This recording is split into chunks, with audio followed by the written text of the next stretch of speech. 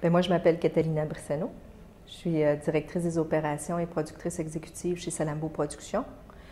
On est les producteurs et les diffuseurs des têtes à claques sur Internet. Les possibilités offertes par la vidéo en ligne aujourd'hui, en fait, c'est pas compliqué, là, les statistiques. Certaines statistiques veulent qu'en 2012, 50% des contenus sur Internet soient de la vidéo. Beaucoup d'observateurs sont plutôt d'avis qu'on en est déjà là. OK? On parle, il y a des chiffres qui circulent qui sont incroyables. Tu sais, je veux dire, des chiffres, on parle de près de 1 milliard de contenus ou de vidéos en ligne. Il est question de statistiques comme 5000 minutes ou 5000 heures de contenu vidéo qui sont téléchargés chaque jour sur Internet. Je considère qu'il y a deux grandes catégories donc, de vidéos en ligne. Il y a les contenus originaux qui sont produits pour le web spécifiquement. Donc, on sait que ces contenus-là, vidéo, vont être dédiés à une audience d'internautes, d'utilisateurs multiplateformes dans un environnement numérique. Première chose. Puis il y a évidemment tous les producteurs qui s'intéressent à Internet comme une deuxième plateforme de diffusion pour des contenus qui ont été initialement produits pour d'autres plateformes, habituellement la télévision ou le cinéma. Et là, on va chercher sur Internet une manière de générer des revenus complémentaires ou une visibilité supplémentaire pour ces contenus-là. Je sais que c'est à la base du modèle économique du web. C'est la fameuse longue traîne, là, le long tail, qui veut qu'effectivement, ces contenus-là soient en mesure d'aller chercher leur public à travers Internet. Ce que ça veut dire également, ou ce que ça sous-tend, c'est qu'on est dans une exploitation qui est vraiment secondaire, qui va se bâtir à coup de micro-achats ou de micro-paiements. OK? Donc, il y a différents modèles d'exploitation. Il y a une chose très importante aussi que je voudrais distinguer, c'est qu'il y a une différence entre monétiser des contenus et utiliser Internet pour les commercialiser, les mettre en marché. Alors, dans le cas des vidéos ou des contenus existants, Internet peut être un endroit ou un support pour nous aider à commercialiser ces contenus-là sans nécessairement les monétiser. C'est-à-dire qu'on ne trouve pas notre acheteur sur Internet, mais par contre, on utilise Internet, on utilise les sites d'agrégation de contenu, on utilise les forums, les blogs et l'ensemble de la communauté pour pousser de l'avant ces contenus-là et éventuellement faire durer donc leur notoriété, prolonger leur notoriété, prolonger et construire une certaine communauté autour de ces contenus-là, quitte à ce que lorsqu'on retourne en dehors du web et qu'on retourne voir des acheteurs comme des télédiffuseurs étrangers ou des trucs comme ça, on arrive avec toute une série de données vivantes, actuelles, mises à jour par rapport à un contenu qui a réussi à rester vivant à travers le web. Donc, même si on ne trouve pas nos acheteurs ou qu'on ne monétise pas sur le web, ça peut être une merveilleuse façon néanmoins de garder une propriété donc vivante et visible. Moi, je pense qu'on est rendu à une étape où est-ce que, on arrive à une étape où est-ce qu'on ne transportera plus des DVD quand on va partir au MIPCOM. Tu sais, t'amènes ton laptop puis tu te branches sur un site web, que ce soit YouTube, Dailymotion ou n'importe où, puis tu montres à ton acheteur un extrait de ton émission. Moi, je pense qu'on est beaucoup rendu là. Et les marchés internationaux, pour moi, c'est en dehors du web, ça. OK. Ça, c'est le marché international, c'est une chose.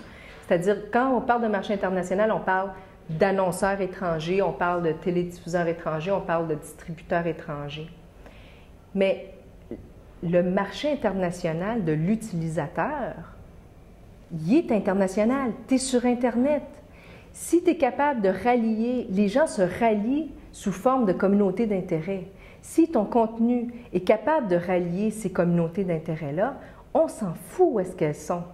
Donc, moi, je pense qu'a priori, il faut aussi accepter que quand tu pars sur Internet, que tu pars avec un contenu, ton défi, c'est rallier tes communautés d'intérêt. C'est trouver où est ton utilisateur, évidemment, où est ton public, mais je ne pense pas qu'il faille le penser comme d'un point de vue territorial. Absolument pas. Je pense qu'il faut le réfléchir sous forme de communauté d'intérêt. Donc, quand on fait du outreach, c'est-à-dire aller chercher mon audience, c'est de cette façon-là. Où sont où est mon audience cible? Est-ce qu'elle est sur ce type de blog-là? Est-ce qu'elle est sur ce type de site-là? Est-ce qu'elle est... Et c'est là qu'il faut aller la chercher. C'est pas au Québec ou c'est pas où... Non.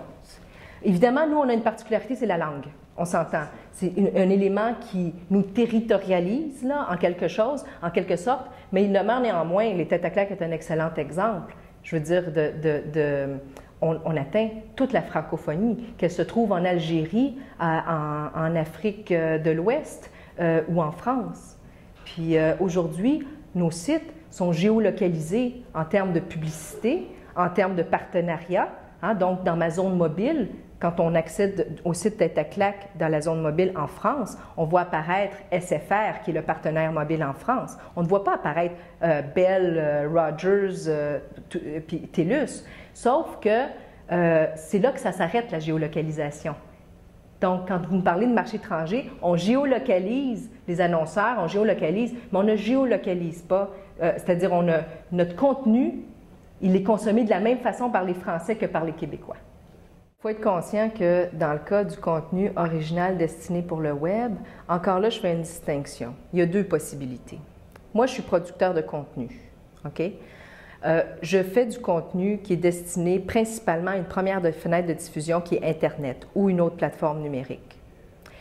J'ai deux choix, j'ai deux options. Je bâtis un site web, OK? Donc, je deviens auto-éditeur. Producteur, diffuseur, et je décide que je diffuse et que j'opère ma propre plateforme de diffusion. Le deuxième choix, c'est d'aller chercher un portail d'agrégation de contenu, un Sympathico, un Canoë.tv, et puis vous l'avez nommé, là, il y en a de plus en plus en fait des web télé qui sont des sites qui invitent les producteurs à soumettre des contenus pour diffusion sur Internet. Et donc, comme producteur, je me tourne vers ces options-là. Dans les deux cas, c'est clair que le principal modèle d'affaires, là, il est bâti sur la publicité, dans les deux cas. Que ce soit celui où on cède notre contenu en contrepartie habituellement d'un rev share, c'est-à-dire d'un partage de revenus, parce que c'est le modèle le plus répandu. Il y a très peu de portails aujourd'hui qui acceptent d'acheter du contenu. Donc, c'est définitivement le modèle qui est mis de l'avant habituellement en termes de monétisation, donc c'est par partage de revenus. Je vous dirais aussi qu'il y a certains modèles qui sont assez intéressants. Il y a des portails américains, par exemple, qui récompensent ceux qui arrivent à créer une masse d'auditoire importante. Donc, il y a certains sites qui, au-delà des 20 000 premiers visionnements, chaque tranche de 5 000 visionnements supplémentaires rapporte de l'argent. C'est le cas d'un site comme MetaCafé, par exemple. Donc ça, c'est un autre modèle de monétisation qui n'est pas nécessairement basé sur la publicité, mais qui est basé encore là sur la capacité d'attirer une large audience. Puis évidemment, pour ceux qui choisissent ou qui optent pour l'auto-édition, c'est toute la panoplie et les variantes des modèles publicitaires, évidemment les plus traditionnels étant de vendre de l'espace publicitaire, d'afficher du AdWords sur notre site, donc des modèles comme Google Ads ou des trucs comme ça. Puis après ça, tous les dérivés publicitaires, que ce soit de la commandite, du placement de produits, du branded content, du contenu commandité. Je pense en général que l'avenir est à la ligne éditoriale. C'est-à-dire qu'un YouTube, là, il y en a juste un. Ça ne donne rien de continuer à partir des portails qui font juste garrocher un paquet de contenu pêle-mêle. Je veux dire, on l'a ça. Il y a un Facebook, un YouTube, puis un Google. Ils sont là, c'est pas la peine d'en créer d'autres, et ça, je pense que c'est pas le modèle qui s'en va. Parce qu'en ce moment, l'enjeu principal est trouver le contenu. On n'est pas dans un environnement d'abondance, on est dans un environnement de surabondance. OK? Faire surgir les contenus favoris ou moi, comme utilisatrice, trouver exactement ce que je cherche, c'est ça qui est de plus en plus difficile. C'est pour ça que dans les dernières années, l'enjeu principal a été des enjeux de référencement. OK? Mais là, et de moteurs de recherche. Mais je pense qu'on va même plus loin que ça. On exige maintenant, on est rendu à l'enjeu de l'agrégation de contenu. On exige de l'agrégateur de contenu qui se place comme un filtre éditorial entre moi et le contenu que je souhaite consommer. Fait que d'une façon ou d'une autre, que ce soit le grand portail comme Sympatico ou que ce soit le site en auto-édition, moi je pense que les gens vont de plus en plus rechercher des sites de destination comme ça où ils savent ce qu'ils s'en vont chercher. Donc là, le buffet All You Can Eat, là, on sait où le trouver. Moi, je pense que de plus en plus maintenant, les gens vont rechercher quand ils veulent manger du thaïlandais, quand ils veulent manger de l'italien, quand ils veulent manger, ils savent ce qu'ils vont aller manger en se rendant sur un site X.